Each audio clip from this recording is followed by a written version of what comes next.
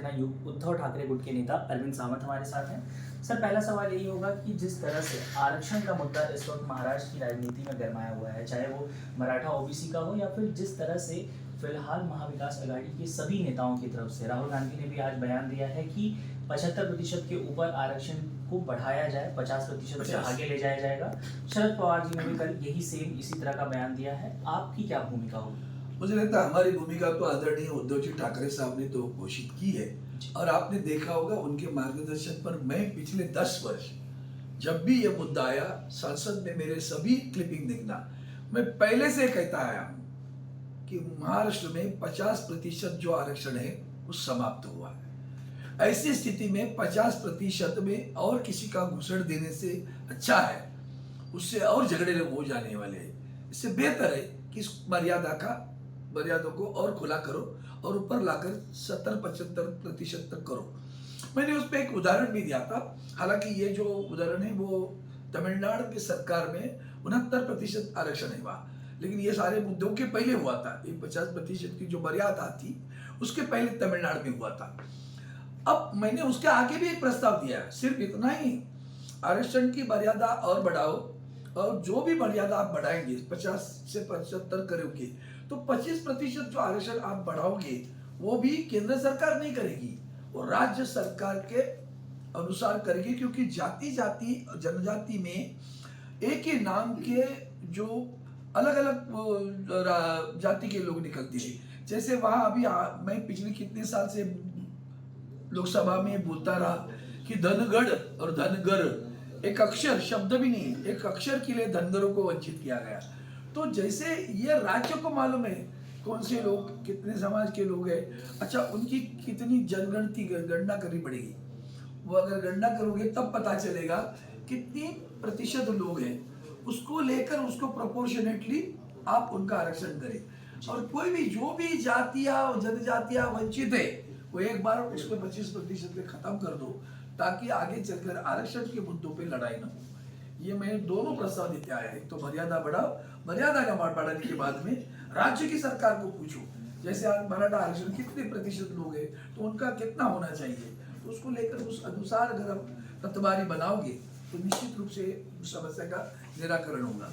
जातिगत जनगणना को लेकर भी राहुल गांधी ने अपने पक्ष को बिल्कुल साफ किया है कि जब सरकार आएगी जातिगत जनगणना होगी, उसी के आधार पर तय किया जाएगा किसे कितना आरक्षण देना है, कितनी जरूरत है। उस पर क्या कहेंगे आप? पहली तो बात बोलूं जाति के ऊपर, ये सभी वो समय निकल चुका जी। वंदनीय हिंदुहृदय सम्राट बाला साहब ठाकरे जी कहते हैं देश में 2 ही जाति होनी चाहिए, एक गरीब दूसरा अमीर। जो भी गरीब है किसी भी जात पात पंथ प्रांत धर्म का हो उसे आरक्षण दे दो, क्योंकि उसे गरीब को ऊपर लाना है। उसको अगर उसकी जीवन में कुछ बढ़ोतरी लानी है तो उसके लिए इस तरह से दे दो। अब ये जाति पे ये तो आगे चल पड़ा, मंडल आयोग के बाद में जड़ पड़ा, अभी तो उसको पीछे जाना मुश्किल है। अब क्या हुआ, जो वंचित है तो उनको वंचितों की लड़ाई सब जगह चलती रहती है, वहाँ जाटों की चलती है, गुजरात में चलती है, तो ये सारे लोगों की जो लड़ाई चलती है उसका एक ही उपाय है, 50% की मर्यादा खुलकर 75% जो भी होगा वो करिए और वो राज्य को बताइए। आप केंद्र में चला के आग लगाने का काम न करिए, तो उनको पता है कि अपने राज्य में इस समाज के कितने प्रतिशत लोग हैं, जो उसको लेकर वो आप आरक्षण दीजिए ताकि इस समस्या का निराकरण होगा। पीएम मोदी आज महाराष्ट्र में है, कई निशाने साधे हैं। उन्होंने वाशिम में अपनी थोड़ी देर पहले ही सभा को संबोधित किया है। उन्होंने कांग्रेस को एक तरफ तो आरोप लगाया कि दिल्ली में जिस तरह से ड्रग्स की खेप पकड़ी गई, राजनीतिकरण किया जा रहा है इस पूरे मुद्दे का, और उसमें कहीं ना कहीं कांग्रेस जो ड्रग्स की खेप है उसके जरिए जो पैसा बनता है उसे चुनाव में लगाती है। वहीं महाविकास अघाड़ी के ऊपर भी जमकर निशाना साधा है कि आप लोग किसान विरोधी हैं। तो दोनों पहलुओं पर उन्होंने कहीं ना कहीं निशाना साधा है, क्या जवाब देंगे? इतना मतलब मुझे सबसे बड़ी दुख की बात है और लांछन की बात है देश के लिए कि देश के प्रधानमंत्री अपनी गरिमा को कितनी खो रहे हो, कितनी नीचे आ रहे हैं। झूठ बोलना, सुबह उठकर मुझे लगता है हनुमान जी का नाम लेकर कहते आज मैं झूठ बोलने वाला हूँ, क्योंकि उनके है ना, नहीं तो प्रभु राम का नाम आजकल भूल गए हो, जगन्नाथ का नाम लेते होंगे, किसी का भी तो नाम लेकर कहते हो आज मैं झूठ बोलने वाला हूँ। रोजाना झूठ बोलते हो, थोड़ा तो अपने अंतर्मन से पूछिए क्या रहे हो आप, क्यों करना चाहते हो सारे ये झगड़े, क्यों लगाना चाहते हो झगड़े ये सारे। अरे आपको अपने अंतर्मन से पूछिए मुझे लगता है उसी हरियाणा में उन्होंने भाषण दिया, भोपाल में मुझे लगता है, भोपाल में आदरणीय प्रधानमंत्री जी ने भाषण दिया। उस भाषण में उन्होंने कहा कि महाराष्ट्र में बड़ी पैमाने पर भ्रष्टाचार हो रहा है। अजित पवार जी का नाम नहीं लिया, लेकिन उसको कहा 75,000 करोड़ का सिंचाई घोटाला हुआ, जिसका नाम लिया नहीं लिया, जिसके ऊपर आरोप किया, उसी 75,000 करोड़ के घोटाले वाले अजित पवार जी को उन्होंने अपनी पार्टी में ले लिया, सरकार में ले लिया, मंत्री बनाया, वित्त मंत्री बनाया, उप मुख्यमंत्री बनाया। थोड़ी तो जन की नहीं मन की तो होगी ना कहीं इधर, तो पूछ लो अपने दिल से, सही बोलते हो कि झूठ बोलते हो? जब ये आप काम करते हो, आपको क्या अधिकार बना है? सारे भ्रष्टाचारी बीजेपी में है, सारे दुराचारी बीजेपी में है। अगर इतना आपको दर्द होता है, आप मणिपुर में क्यों नहीं गए? वो पहले पूरी भारतवर्ष को बताओ। जिस महिला का विवस्त्र वहां होकर उसकी ढेंग निकाली गई, आपने अभी तक मणिपुर में जबान नहीं खोली है। किसके लिए? कोई दोस्त को देना है क्या मणिपुर में खदान विधान? तो वो भी तो बताओ। शर्म आती है, मुझे शर्म आती है। पीएम कह रहे हैं कि कांग्रेस और एमवीए की सरकार आई, सभी बेहतर परियोजनाओं को बंद कर दिया जाएगा। अरे भैया, कांग्रेस और हम लोग की सरकार है, उसमें 1.5-2 वर्ष तो वो कोविड में गए। तुमने तो थाली बजा के सत्यानाश किया। वही राहुल गांधी जी हैं जिन्होंने पहले कहा था कि आ रहा है कोविड जैसा एक जो क्या कहेंगे वायरस आ रहा है। उस वायरस को लेकर उन्होंने पहले ही बताया था। उन्होंने पप्पू करके उसके ऊपर ध्यान नहीं दिया। वो 2 मेला करके लिया उन्होंने, दिल्ली में उनको मीटिंग लेने दी थी। उसके बाद में वो खुद गुजरात में भी प्रोग्राम रास्ते में करते रहे, चुनाव में गए, क्या हो गया? कौन से विषय को आप गंभीर लेते हो? आपका एक ही विषय गंभीर होता है, सत्ता पाना है। इसलिए उद्धव जी ठाकरे साहब ने आप बराबर नामकरण किया। आपका नामकरण सत्ता जिहादी है। लोग मरे जिए, नौकरी नहीं मिले, किसान मरे। किसानों के बारे में आप कहते हो 670 किसान मरे, उनको अपने देशद्रोही ठहराया था। याद है क्या? नक्सलवादी कहा था, याद है? जरा याद करिए, उनकी कुर्बानी याद करिए, तभी तो आपको कानून वापस लेने पड़े।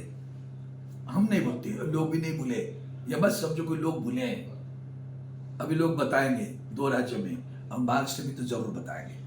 महाराष्ट्र में चुनावी माहौल है। हमने देखा रामगिरी महाराज को लेकर स्टेट में कितना विवाद हुआ। यति नरसिम्हानंद ने गाजियाबाद में बयान दिया है, लेकिन उसका असर अब महाराष्ट्र में देखने को मिल रहा है। कहीं ना कहीं राज्य में अराजकता फैल रही है। राज्य में नहीं भैया, उनको देश में पैदा करनी है। अभी राज्य में तो करनी है उनको, क्योंकि अगर नहीं करे तो चुनाव कैसे हार जीतेंगे, ये वो सोच रहे हैं। चुनाव जीतने के लिए लोग मरे, दंगा फसाद करने के लिए बड़ी कोशिश हो रही है। रोजाना इस तरह के गलत बयान देते हैं, पुलिस को धमकाते हैं, पुलिस के सामने होते तू क्या उखाड़ेगा, ये भाषा उनके मंत्री करते हैं। इसका मतलब कि आप समझ लो ना, कानून व्यवस्था इस देश महाराष्ट्र में तो पूरी ध्वस्त हुई है।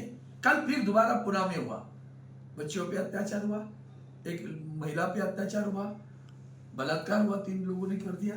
ये हमारी कानून व्यवस्था है। ये कानून व्यवस्था नहीं रख पाते हो, हिंदू मुस्लिम दंगा लगाना चाहते हो, क्योंकि उन जानते हो महाविकास आघाड़ी के साथ में हिंदुओं के साथ में मुसलमान भी है। अब ये करने के बाद में जो हिंदू हमसे जुड़े हुए लोग हैं, उनको बता नहीं, देखो देखो देखो हिंदुओं पे अत्याचार हो रहे हैं, अंधों पे पथरा हो रहा है, चलो हिंदू करके हमें वोट करो। पेट भरे ना भरे, नौकरी मिले ना मिले, किसान मरे ना मरे, महंगाई अपने गगन तक जाए, कुछ फर्क नहीं पड़ने वाला है। मरने दो लोगों को, दंगा करो, हमें सत्ता पर लाना है, सत्ता पर लाना है। क्या घोषणा कर रहे हो, रोजाना नारे लगा रहे हो, पैसे नहीं जेब में पैसे नहीं है। कितना कर्जा लोगे, कितना झूठ बोलोगे? क्या हुआ आपके लाडली बहन का मध्य प्रदेश में? आप लोग भी जरा जाकर पूछ लो ना किसी महिला को, बहन जी वो लाडली बहन के पैसे मिलते हैं क्या आपको? मध्य प्रदेश में जाके पूछो। सब चुनावी नीति नहीं, चुनावी अनीति। अगर यही दूसरा कोई कर लेता तो प्रधानमंत्री कहते रेवड़ी बांट रहे हैं। आप क्या बांट रहे हो? रेवड़ी नहीं है तो क्या है?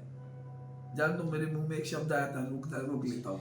आखिरी सवाल है सर, राहुल गांधी और पीएम मोदी दोनों पिछड़े समुदाय की बात करते हैं, लेकिन कल जिस तरह से हमने मंत्रालय में देखा कि जिस तरह से नरहरी झिरवर ने मंत्रालय की बिल्डिंग से छलांग मार दी, वो अलग बात है कि वहाँ पर जाली थी, लेकिन इस तरह का कदम अगर किसी नेता को उठाना पड़े, वो भी जो भैया पार्टी का महाराष्ट्र हिस्सा के विधानसभा के उपाध्यक्ष जी जो इनके साथ में अभी वही कूद रहे हैं। जब अपने साथ वालों लोगों को यह न्याय नहीं दे पा रहे तो दुनिया को क्या न्याय देंगे? ये तो पीठ पे छुरा भोगना इनका धंधा है। कल परसों ही माननीय अमित शाह जी ने एक बयान दिया, अब तो ठीक है महायुति है, 2029 को अकेले बीजेपी को सत्ता पे आना है, लड़ना है। इसका मतलब क्या है? ये दोनों वेंटिलेटर पे है, कभी हम नाली निकाल देंगे, उनको गैस पे भेज देंगे। जी हमसे